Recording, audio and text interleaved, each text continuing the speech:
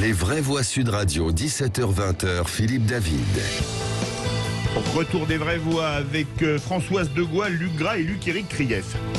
Avoir un bon copain, voilà ce qu'il y a de meilleur. Ah, c'est excellent. Ah, Georges Brassens. Alors, c'était une reprise, c'était pas une chanson de Georges Brassens. Au départ, les nominations d'hier au Conseil constitutionnel font grincer de nombreuses dents. Le Conseil constitutionnel, qui est le garant du respect de la Constitution, et qui théoriquement devrait être respecté à d'éminents constitutionnalistes, et le moins qu'on puisse dire que ce n'est pas toujours le cas.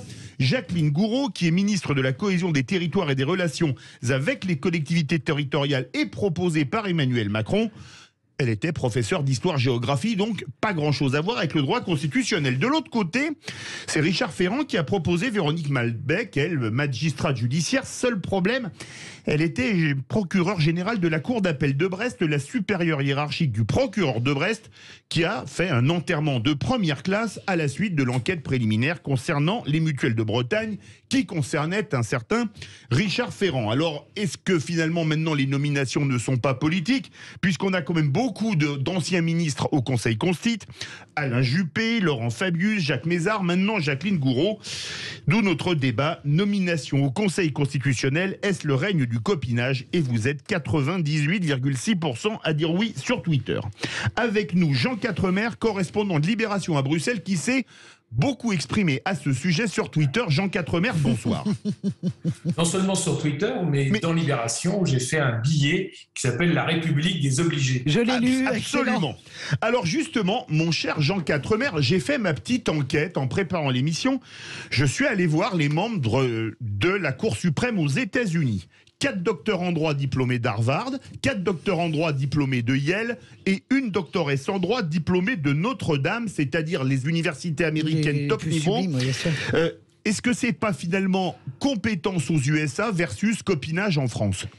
Alors, il faut bien comprendre, la compétence ne veut pas dire que vous n'ayez pas des engagements idéologiques. Vous savez très bien que pour la Cour suprême américaine, on a droit à des batailles idéologiques extrêmement fortes. Les juristes qui sont choisis sont soit républicains, soit démocrates, sont en faveur de l'avortement ou opposés à l'avortement, etc., etc. Donc, en tant que juriste, vous avez le droit d'avoir des opinions politiques.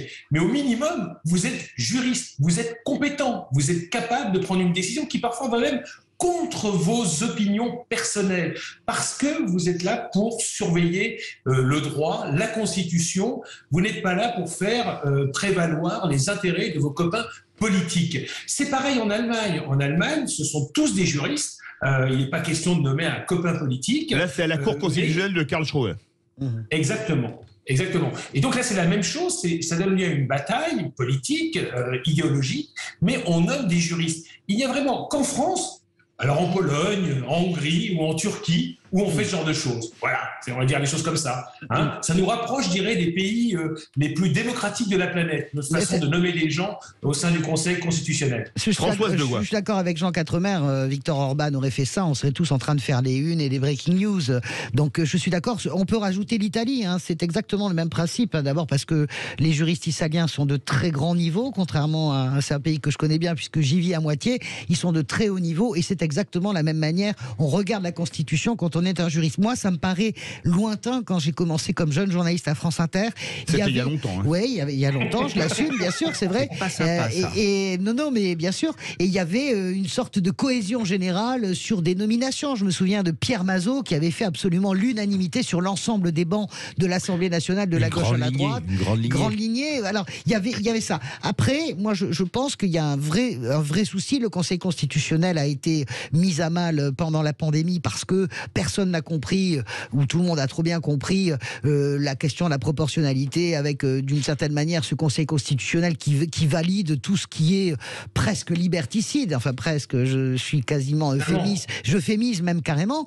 Et donc, finalement, on a besoin, dans une démocratie forte, d'avoir un Conseil constitutionnel intouchable, d'avoir un Conseil constitutionnel qui, dans l'esprit et le cœur des citoyens, reste cette espèce de... où effectivement, les nominations donnent lieu à des batailles idéologiques, mais ça reste quand même une sorte de sanctuaire vers lequel tout le monde peut se retourner à un moment donné en se disant, quoi qu'il advienne, l'impartialité sera totale. Et bien là, je pense que tout ça abîme. On voit bien qu'Emmanuel Macron veut assurer et visser ce qu'il croit être son second mandat, mais la nomination de Véronique Malbec avec tout le caractère sulfureux qu'il y a autour, même si Richard Ferrand s'en défend avec ses pudeurs de gazelle et ses cris de vierge outragée, on a bien compris le numéro. Mais je veux dire par là que c'est démocratiquement dans le cœur des citoyens. Il ne faut pas croire que les Français ne savent pas ce que c'est que le Conseil constitutionnel. Eh bien, pour moi, je pense qu'on abîme vraiment la démocratie dans son ensemble. Avant de donner la parole à Jean Quatremer, je rappelle que quand vous avez commencé jeune journaliste, c'était sous Albert Lebrun et la Troisième République. Pas du tout, c'était après le congrès de Tours, mon vieux. Jean Quatremer.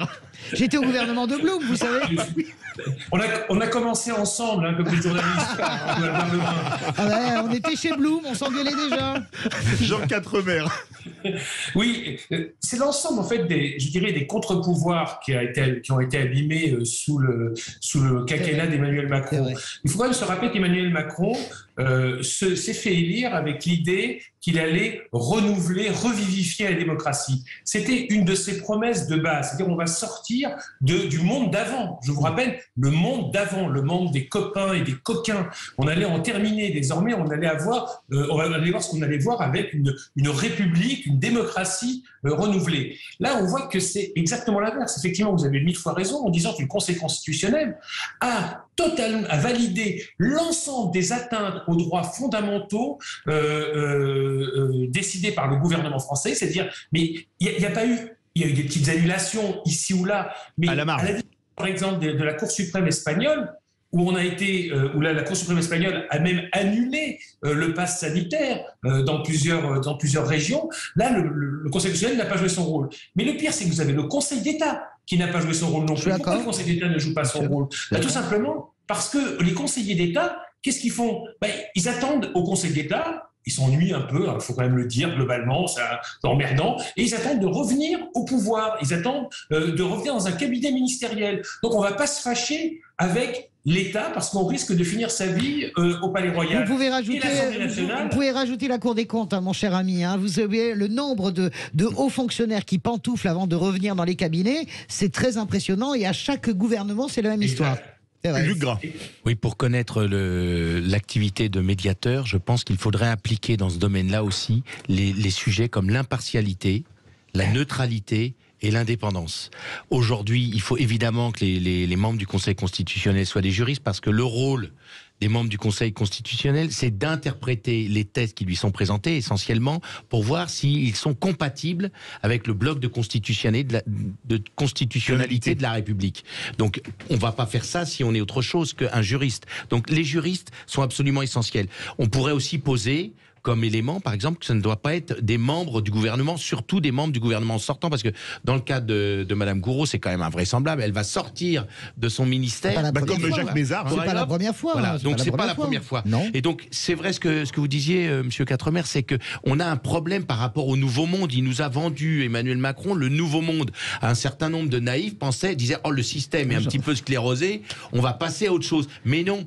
Et cette question-là, par rapport aux grandes institutions que sont le Conseil constitutionnel, Conseil d'État, Cour des comptes, c'est la même chose avec le Parlement, l'Assemblée nationale. On a l'impression, durant ces 5 ans, c'était pas drôle d'être un député LREM pendant cette période, parce que au-delà des questions de compétences, il y avait quand même un problème de respect du fonctionnement démocratique. Quand le président, au moment des Gilets jaunes, descend dans l'arène pour lui-même aller parler, ça pose problème. Et enfin, et dernière chose, la gestion des corps intermédiaires pendant ces 5 années, c'est invraisemblable. Il n'a pas été le premier. Sarkozy a commencé avec les petits pois de la justice. Vous savez, ça c'est le césarisme au petit pied, pardon de vous le dire. C'est la tentation suprême de la 5e. Emmanuel Macron pousse au paroxysme la folie de la 5e République. Moi j'appelle ça du césarisme au petit pied. Est-ce que vous pensez que c'est du cynisme ou est-ce que c'est volontaire? C'est du cynisme ou c'est un manque de culture démocratique? Jean Quatremer. C'est volontaire, c'est même du tempérament personnel. Jean Quatremer, qui ne manque pas de tempérament non plus. Ah ouais, non. Pardon Jean. Non, mais c'est tout à fait exact. On voit par exemple l'Assemblée nationale, qui a toujours été les godillots, rappelez-vous, c'était le début de la Ve République. Le canard enchaîné qualifiait les députés UDR de l'époque de godillots. Donc c'est pas une figure qui est nouvelle. Mais quand même, il faut quand même se rappeler qu'à une époque, ça paraît tellement lointain, au début de la Ve République, des députés UDR ont censuré le gouvernement. Je ne sais pas si vous vous rappelez, ils ont voté une motion de censure parce qu'ils se sont révoltés contre les empiétements du pouvoir exécutif sur ce qu'ils estimaient être leurs prérogatives. Il y a régulièrement eu des révoltes parlementaires. Là, pendant 5 ans, les amateurs de La République En Marche, les amateurs, ça a été qualifié, c'est le président de la République qui a dit à ses députés « Soyez fiers d'être des amateurs ». En fait, n'avaient tellement pas les moyens intellectuels de résister au gouvernement, à ses experts. Maintenant, on découvre que c'était des experts conseillés eux-mêmes par des experts de McKinsey. Vous avez vu les montants, Jean, vous avez vu les montants. Vous avez bien suivi la commission d'enquête de l'Assemblée nationale. C'est sidérant. On est sur il a beaucoup tweeté dessus d'ailleurs. On est sur 25 millions d'euros rien que pour la pandémie. On est quasiment plus de 100. Non, mais on est. Pardon. Donc aujourd'hui, quand je demande à des députés quelles sont les lois qu'ils ont vraiment amendées, quels sont les projets de loi qu'ils ont rejetés, ils sont bien incapables de me donner une réponse. Parce qu'en réalité, l'Assemblée, le Conseil constitutionnel, le Conseil d'État, ce ne sont plus que des chambres d'enregistrement. Moi, j'ai mal à ma démocratie après 5 ans de présidence Macron. Voilà. Luc-Éric Krief. Oui, moi je vais revenir. François, tu m'as ôté les mots. Moi, je crois qu'effectivement, le président est devenu tellement omnipotent, omniscient, qu'en fait, il y a une forme d'euphorie du pouvoir qui fait que tout est permis. Et moi, je me rappelle quand même en 2020, lors de la première pandémie, Macron, sur le perron de l'Élysée, a dit s'ils ne sont pas contents, qu'ils viennent me chercher. Ça, c'est en 2018. C'est au moment de l'affaire Benalla. C'était à la Maison de l'Amérique latine. À la Maison de l'Amérique latine. Voilà. C'est à la Maison de l'Amérique latine. Juillet 2018. Oui, il a dit s'ils ne sont pas contents, qu'ils viennent me chercher. Donc, en fait, il y a une forme d'impunité et d'euphorie de ce pouvoir qui fait que aujourd'hui tout est permis. Et malheureusement, cette Ve République, elle permet tellement d'aberrations parce que la démocratie a littéralement explosé, le peuple ne peut plus s'exprimer, qu'en fait aujourd'hui le président, il est autorisé à faire ce que bon lui semble. Justement, Jean Quatremer, je vais rebondir sur ce qu'affirme Luc-Éric Krief. Vous vivez en partie en Belgique, en partie en France. Lequel des deux pays est le plus monarchique? La Belgique qui est une monarchie ou la France qui est une république? C'est une excellente question. J'ai toujours d'excellentes questions et les vraies voix d'excellentes remarques comme Luc-Éric Krief. Non mais ça va, toi, ça va ta tête, n'importe quoi, Jean. Allez-y, Jean, n'importe quoi. Non mais moi je dis toujours ça parce que ça me permet d'être réinvité. Ouais, c'est ça. Ah, je l'adore. Il est excellent. Donc, globalement, les démocraties occidentales, pendant cette pandémie, se sont comportées comme des démocraties libérales. Moi, je pense que cette pandémie a marqué une véritable rupture. La Belgique s'est comportée exactement comme la France. Ça s'est été géré exactement de la même façon, autoritairement, sans consulter les corps intermédiaires. L'Italie, n'en parlons pas. L'Italie, n'en parlons pas. Draghi n'a même pas fait une conférence de presse pour dire vaccin pour tout le monde. Non, absolument. L'Italie, c'était exactement la même chose. L'Espagne, c'était la même chose. Il y a quelques pays qui ont résisté, où il y a eu des débats démocratiques. En Allemagne, il y a eu des débats démocratiques. Ça n'a pas trop dérapé, mais globalement, la démocratie allemande a bien résisté. La Suède a bien résisté. Au Royaume-Uni aussi, rien, même avec Boris Johnson, il y a eu davantage de débats. Je suis d'accord. Aujourd'hui, on peut dire que véritablement, la majorité des démocraties européennes sortent abîmées de 2 ans de pandémie. Et la France, c'est gravissime, encore plus que les autres, parce que, comme vous l'avez dit très justement, la Ve République a mis en place déjà un régime avec un exécutif extrêmement fort, et la pratique du pouvoir par Emmanuel Macron a poussé, je dirais, jusqu'à son terme, la logique de la Ve République. Je veux dire qu'après 2 ans de pandémie, on en soit encore à décider au sein d'un conseil de défense, dont on ne sait pas comment il est composé, comment il statue, qui est couvert par un secret défense, des mesures de politique sanitaire, c'est proprement hallucinant et pour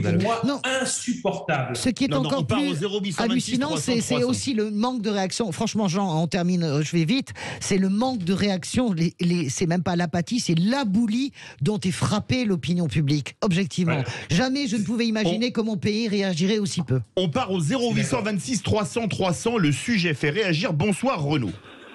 Bonsoir Philippe David et bonsoir à toute l'équipe. Est-ce que pour vous c'est le règne du copinage, c'est notre question?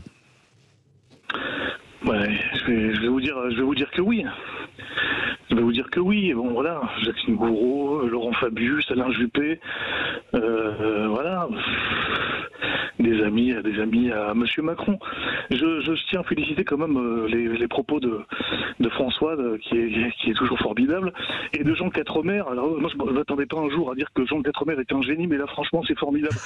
Je le dis avec d'autant plus de sincérité que politiquement, je ne suis pas un européiste convaincu. Vous voyez, j'ai pas la foi européiste, loin s'en faut. Non, mais justement, je dois avouer que Jean Quatremer a des analyses absolument formidables sur la crise du Covid, ce qu'il vient de dire. Je souscris à 100% et je le félicite vraiment chaleureusement. Mais justement, Renaud, je voudrais poser une question. Est-ce que quelque part, Jean Quatremer a parlé de la crise Covid, c'est pas le débat. Mais quand on voit les nominations au Conseil constitutionnel comme nombre de choses, est-ce que les clivages partisans, transpartisans ont pas explosé en plein vol? Je crois pas. Ah bah si, la preuve. Non. Bah, Renaud, la question à Renaud. Mais j'ai posé la question. Ah, pardon. Oui, enfin, il y a le clivage gauche-droite. Est-ce qu'il existe vraiment Enfin, je veux dire, il n'y a pas de différence entre Laurent Fabius et Alain Juppé. Je rappelle que Laurent Fabius, dans sa prime jeunesse, lors d'une élection législative, voulait à un moment donné, pour faire de la politique, rentrer à l'UDF. Et puis finalement, il n'a pas pris la porte de l'UDF, il a pris la porte du PS. Ça s'appelait pas encore l'UDF à l'époque, c'est pas faux. Alors attendez, Renaud, on a beaucoup d'appels au 0826 300 300. Merci beaucoup, et vous avez un vrai fan, hein, Françoise Degois, Jean Quatremer aussi. Direction Paris, bonsoir Patrice. Oui, bonsoir. Je vous remercie de prendre mon appel. Je voudrais très rapidement commenter les dernières interventions. Ça fait vraiment plaisir d'entendre qu'on a dans notre pays encore des gens qui sont capables d'avoir la lucidité de voir qu'il y a une prise du pouvoir terrible par un club d'inspecteurs généraux des finances, tous quasiment sortis de la même promotion et qui se distribuent les postes de pouvoir. Je pense notamment quand on voit que nos directeurs d'ARS, moi je suis soignant, quand on voit que nos directeurs d'ARS passent de la Monnaie de Paris à l'Agence régionale de santé Île-de-France, de Bercy à la Direction générale du budget pour maintenant à la fois reprendre après Aurélien Rousseau l'ARS Île-de-France, qu'Aurélien Rousseau passe de l'ARS au Conseil d'État, c'est stupéfiant. Ce qui se passe actuellement, je trouve que c'est stupéfiant et je vous remercie vraiment de souligner ce point. Sud Radio, parlons vrai. Le mot de la fin, Jean Quatremer. C'est vrai que, vous savez, ça me rappelle un peu ces jeux qu'on faisait dans la cour de récré quand on était jeune. Alors, Françoise Degois, c'était il y a très longtemps, vous aussi, vous l'avez dit. Je te tiens Toi, par la... évidemment, c'était il y a 10 ans. Tu te fous vraiment du monde, quoi, en fait. Je te tiens par la barbichette, tu me tiens par la reniflette, et puis t'es mon copain, je te prends dans mon équipe, quoi, c'est ça?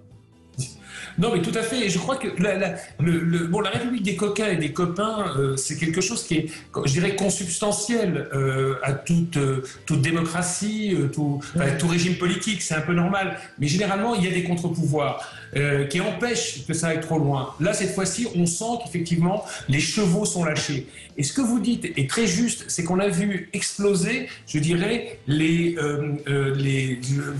différences idéologiques. C'est-à-dire que, par exemple, tout à l'heure, l'auditeur dit, bah voilà, alors que je suis pas d'accord avec Jean Quatremer sur l'Europe, bah, je suis d'accord avec lui sur la pandémie.